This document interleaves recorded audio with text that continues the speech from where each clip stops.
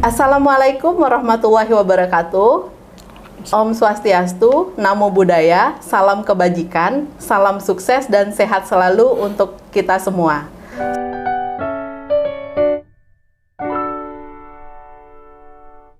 Sobat Itjen yang ada di rumah, kali ini kita kedatangan bintang tamu yang spesial dari Koordinator Topik Transformasi Digital di Inspektorat Jenderal. Beliau adalah auditor muda pada wilayah 4. Selamat pagi Mas Iing. Pagi.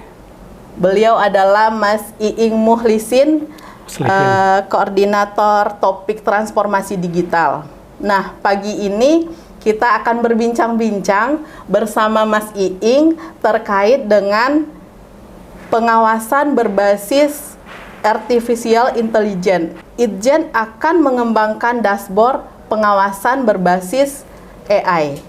Untuk mengulik lebih lanjut seperti apa AI yang ada di Itjen itu, langsung saja kita bertanya-tanya kepada narasumber kita hari ini.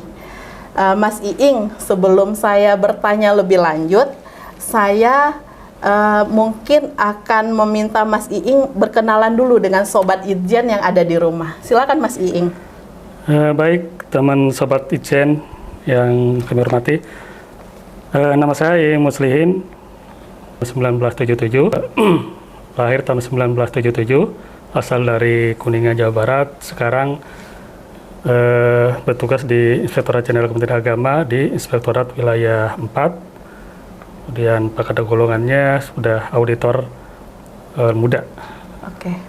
Mungkin itu yang untuk perkenalannya. Kemudian saya ditugaskan juga sebagai koordinator topik untuk transformasi digital. Jadi yang bertanggung jawab untuk pengembangan inovasi dan pengembangan transformasi digital di bidang pengawasan di Itjen Kemenag. Mungkin itu sebagai jawaban. Baik, terima kasih Mas Iing. Sebelum saya bertanya lebih lanjut, tentu kita harus tahu ya dasar-dasar dari AI tersebut. Nah, sejauh ini sebagai Korpik ya, koordinator topik, Mas Iing mungkin bisa menjelaskan dulu kepada Sobat Itjen, itu manfaat AI itu di Itjen seperti apa sih sampai sekarang gitu? Baik. Sebenarnya AI itu mungkin beberapa tahun ini ya, dari tahun 2019 sampai sekarang itu mulai ada booming, sudah aplikasi yang sudah familiar juga dengan kita seperti ChatGPT, kemudian Gemini, kemudian ada juga Copilot dan lain-lain. Itu generasi terbaru dari AI yang sekarang sudah berkembang. Nah, sebenarnya dari sendiri sudah berkembang dari tahun setelah 50-an. Itu dengan adanya dari teman itu yang pertama kali mengenal itu ada Alan Turing. Itu ada namanya teori tes Turing, membuktikan bahwa AI itu bisa komputer atau kecerdasannya seperti manusia kecerdasannya. Nah, itu dalam tes itu dites ada yang tiga orang, 2 orang ya.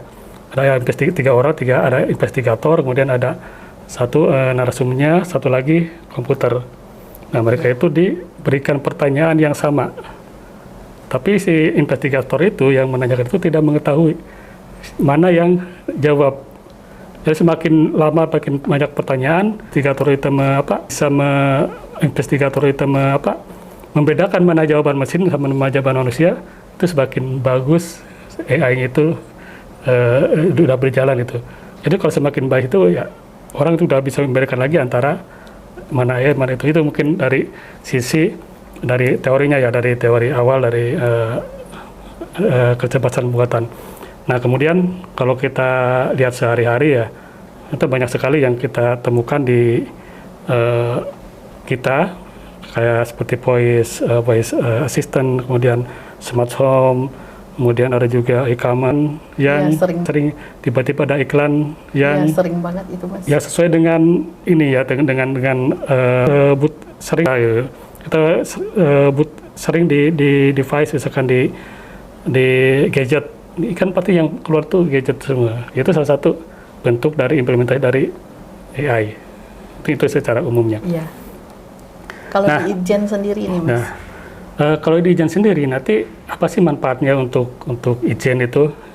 Nah, pertama nanti ada namanya efisiensi ya. Nah, efisiensi. Jadi mungkin sebelum masuk ke sana kita akan melihat dulu bagaimana sih nanti pengembangan AI di Itjen itu. Nah, kalau kita lihat ya di sistem kita itu ada namanya Siapi sekarang itu ya, yang sudah dikembangkan tahun kemarin itu Siapi. Itu ada 16 proses bisnis, Probis. Kemudian Probis yang keenam itu adalah transformasi digital. Nah, transformasi itu adalah dalam hal ini ya kita maknakan sebagai AI sendiri. Jadi transformasi digital itu sebagai AI-nya. Dan mereka nanti akan mengolah seluruh data yang ada di 16-15 Probis itu. Bagaimana efisiensinya? Nanti AI akan menganalisis data-data itu. Dari 16 perbandingan ada data yang dari 16 provinsi ini akan masuk ke satu big data, sumber data database. Kemudian ada juga database yang bersumber dari eksternal. Mungkin aplikasi-aplikasi yang ada Kementerian Agama, aplikasi dari kementerian lain, kemudian input peraturan perundang-undangan, kemudian juga ada media sosial, ada sosmed, kemudian ada juga berita-berita itu sebagai sumber database, kemudian masuk dari AI, kemudian masuk dalam sebuah big data. Nah, dari big data itu dalam sebuah machine learning ya, medianya, sebuah model AI-nya. Itu model itu ada banyak, ada bisa machine learning, kemudian NLP, natural language processing, kemudian ada juga mesin vision komputer. Itu ya banyak sekali model-model itu yang bisa kita gunakan. Nah, dari situ apa manfaatnya buat Itjen? Nah, Itjen itu nanti bisa dari data yang ada, dari database yang ada itu akan bisa mengenerate suatu risiko-risiko. Misalkan dari sisi keuangan bisa dapat mengenerate apa sih yang risiko yang akan terjadi itu. Laporan keuangannya, dimitigasi risikonya. Sudah dapat. Kemudian juga misalkan di BOS, audit BOS. Lihat dokumen itu akan melihat dokumen-dokumen yang ada di sistem tadi. Nah, dari situ akan terlihat mana sih sektor-sektor apa saja yang perlu dilakukan audit. Kemudian madrasah mana yang perlu dilihat, yang perlu diaudit itu akan terlihat dari situ. By database efisiensi tadi ya Mas ya. Lebih cepat. Ya intinya efisiensi tadi ya Mas ya. Nah, kalau kecepatan ya. Kalau AI itu kan dia mesin. Kalau misalkan kita menggunakan tenaga manusia untuk analisis, semua itu pasti nanti basisnya itu bukan. Kalau ini nanti survei gitu kayak ini. Kalau ini nanti dia populasi seluruh data dan mengenerate seluruh data dan mencari. Nah, kalau kita kan kalau audit, misalkan untuk mencari informasi itu kan sampling biasanya. Sampling ya. Sampling, tidak mungkin misalkan ada 5.000 satker, 4.000 satker, tidak mungkin diminta semua, dianalisis semua. Dengan satker Kementerian Agama yang sangat banyak itu tidak memungkinkan ya. Dengan AI itu akan dilakukan secara populasi. Jadi semua satker itu akan dilihat itunya. Dan terakhir ada wawasan data yang sangat luas, dari data yang sangat luas, dia akan memberikan kedalaman informasi yang lebih baik kita daripada kita yang masih terbatas ya pengetahuan dan aksesibilitasnya itu. Oke, baik Mas Iing, dari penjelasan Mas Iing tadi, Sobat Itjen mungkin sudah mendengarkan juga ada 3 poin ya Mas ya, yang saya atensi, yang kedua, yang pertama efisiensi, yang kedua akurasi, yang lebih mendalam. Wawasan yang lebih mendalam. Oke, baik. Kita lanjutkan Mas, dari Sobat Itjen pertanyaan dari Sobat Itjen di rumah ini Mas, saya menyampaikan Itjen sendiri. Untuk di Itjen sendiri, kira-kira ke depannya itu pengembangan AI itu akan seperti apa ya Mas? Mungkin bisa memberikan gambaran. Ya. Silakan Mas Iing. Baik, tadi sudah paling kan, mungkin yang target paling cepat, yang paling akan kita kejar tahun ini. Yang utama mungkin kita di pembuatan database dulu ya. Database dalam ini kita akan mengembangkan aplikasi-aplikasi yang mendukung kinerja, mendukung pengawasan. kayak e-audit. Audit kita udah ada audit bos, kemudian juga ada e-review PNBP kemarin sekarang dilaksanakan review PNBP. Itu kita mengolah data di data. Iya. Mengolah data di Cukup banyak satu-satu, kemudian nanti ditampilkan dalam nah, kemudian juga nanti mungkin masih ada audit lain, audit bos, kemudian audit kinerja dan pengawasan lain LK, laporan keuangan dan pengawasan lainnya akan kita gunakan. Nah, dari data situ yang nanti yang paling kemudian yang kedua langsung ke layanan, yaitu selain aplikasi langsung ke layanan publiknya. Kita sampai menyentuh servisnya. Berarti kita sampai menyentuh layanan. Ya, apa nanti yang kita kembangkan? Nanti kita ada e-konsultasi yang AI. Sudah punya Ada kembangkan itu. Ya, kita juga sudah punya e-konsultasi, tinggal kita kembangkan berbasis kita lebih, AI. AI ini lebih interaktif lagi. Jadi modelnya seperti chatbot gitu. Akan nanya peraturan perundangan, akan keluar, akan menjelaskan sesuai di pertanyaannya. Nanya mereka misalkan ada kasus atau apa, mereka bertanya tentang suatu masalah kepegawaian, masalah keuangan, dia akan menjawab seperti halnya jawaban manusia. Nah, kalau sekarang kan untuk konsultasi itu masih secara manual ya, itu melalui proses moderasi dari ada moderatornya, ada ini, nanti ada yang menjawabnya, jadi prosesnya masih sangat panjang gitu, masih panjang. Nah, dengan adanya dijawab seperti itu akan otomatis dijawab seperti kita bertanya ke ChatGPT atau ke Copilot, langsung dijawab to the point. Iya. Beberapa kesempatan kemarin juga Itjen sudah berapa kali mengadakan FGD ya terkait dengan AI itu sendiri. Itjen turut menyelenggarakan pengembangan AI itu, tapi yang berbasis kehumasannya. Nah, ini terakhir nih Mas, untuk prasyarat AI itu bisa berjalan sebagai kendali pengawasan di Itjen itu seperti apa sih Mas? Baik, mungkin AI sendiri akan berjalan ketika ada 3 komponen penting ya. Yang pertama itu yang penting, yang itu pasti ada hardware-nya. Hardware-nya itu ada spesifikasi tertentu, hardware-nya untuk servernya, untuk prosesornya, untuk apa ya, semuanya akan hardware.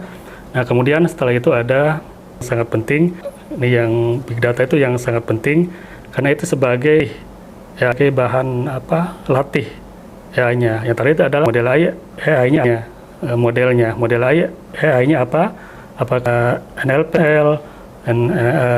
NLP atau lainnya. Nah, machine learning itu yang akan mengolah data tersebut dan dia belajar dari data tersebut dan nanti memberikan informasi berdasarkan data yang telah diberikan. Nah, dari AI ini nanti ada proses pelatihan kita membuat promptingnya, engineeringnya, itu ya kita mempromptingnya, kemudian melatih, kita memasukkan data informasi seperti tadi ya, yang dari 16 probis, kemudian dari data eksternalnya itu akan sebagai bahan latih untuk model AI-nya. Dan ini nanti ada keterlibatan teman-teman auditor, teman-teman sekretariat untuk melatih itu. Kita kan tidak bisa semakin banyak dilatih, semakin banyak diberikan pertanyaan, kita akan semakin akurat. Berarti nanti akan ada semacam diklat gitu ya Mas? Diklat mungkin ada juga nanti bagaimana untuk prompt engineering-nya. Iya. Kemudian bagaimana kita menginput, melatih mereka. Nanti memang bisa berbulan-bulan untuk pelatihan itu. Berarti pelatihan ini menyasar nanti ke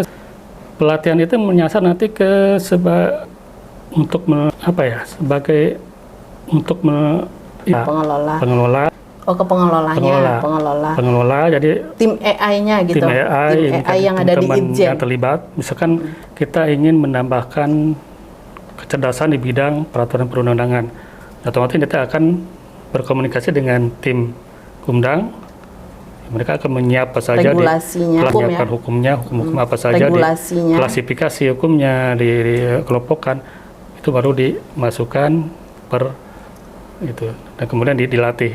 Pertanyaan tentang hukum ini kepegawaian, kan? Pertanyaannya apa saja nanti akan dilatih seperti itu dengan promptingnya. Sepertinya kalau kita membahas AI ini sangat menarik karena memang sekarang ini lagi booming-boomingnya ya Mas ya. Ya.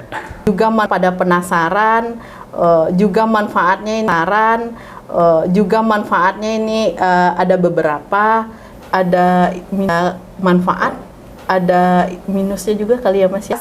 Bagaimana bahas itu, kita cuma membahas bagaimana pengembangan Kementerian Agama itu di Inspektorat Jenderal Kementerian Agama. Kira-kira ada lagi nggak Mas yang mau disampaikan gitu ke di rumah? Mungkin yang bisa dapat saya sampaikan bahwa Insya Allah izin Kemenag mengembangkan satu roadmap yang insya Allah akan membantu sekali internal pengawasan di internal Kementerian Agama. AI itu sendiri bisa melakukan satker ya, karena nanti bisa melakukan konsultasi di cepat daripada kita AI, dan itu akan lebih cepat daripada kita secara manual itu. Dan kemudian juga bisa memberikan semacam rekomendasi kinerja apa saja. Nah, nanti auditor manfaatnya seperti auditor. Nah, nanti auditor manfaatnya bisa misalkan ada analisis suatu temuan, misalkan ada temuan keuangan, melalui pengadaan, itu bisa dianalisis melalui AI. Itu mungkin satu manfaat yang cukup tinggi. Okay. Itu mungkin satu manfaat yang bisa digunakan. Dan otomatis yang untuk masyarakat juga tadi lebih cepat pelayanan. Kita bisa memberikan lebih cepat pelayanannya. Pelayanan baik Sobat Itjen, kita sudah mendengar langsung dari narasumber bahwa tahun 2024 di Inspektorat Jenderal akan ada pengembangan roadmap terkait pengawasan berbasis AI. Semoga kita doakan, semoga teman-teman tim AI juga bisa fokus ke tema tersebut, ke topik tersebut. Karena ini ikhtiar kita bersama, ini memudahkan bagaimana satuan kerja yang ada di Kementerian Agama yang katanya ini satuan kerja terbesar di dunia. Karena saking banyaknya, pokoknya ini komitmen kita bersama ya Mas ya. Kita sukseskan pengawasan ini. Semoga 2024 pengawasan ya, bisa, walaupun ini masih roadmap-nya ya, bisa berjalan sebagaimana yang kita harapkan. Mungkin cukup Mas, untuk pertemuan ini, kegiatan kali ini, karena ini kegiatan kita. Mas Iing minta tolong, nanti terakhir Mas Iing minta tolong gini ya Mas ya, kita ada, kalau saya ngomong suar integritas gini Mas, suar Siap. Integritas gitu, semangat. Baik teman-teman Sobat Itjen, untuk pertemuan kali ini cukup sampai di sini. Saya sebagai pembawa acara, Desi Haryati, Humas Inspektorat Jenderal Kementerian Agama, mengucapkan terima kasih sudah menonton kami di acara Suara Integritas ini dari Humas Inspektor. Lanjut program rutin dari Humas Inspektorat Jenderal. Saya akhiri dengan wabillahi taufiq wa hidayah. Wassalamualaikum warahmatullahi wabarakatuh. Suara sampai integritas.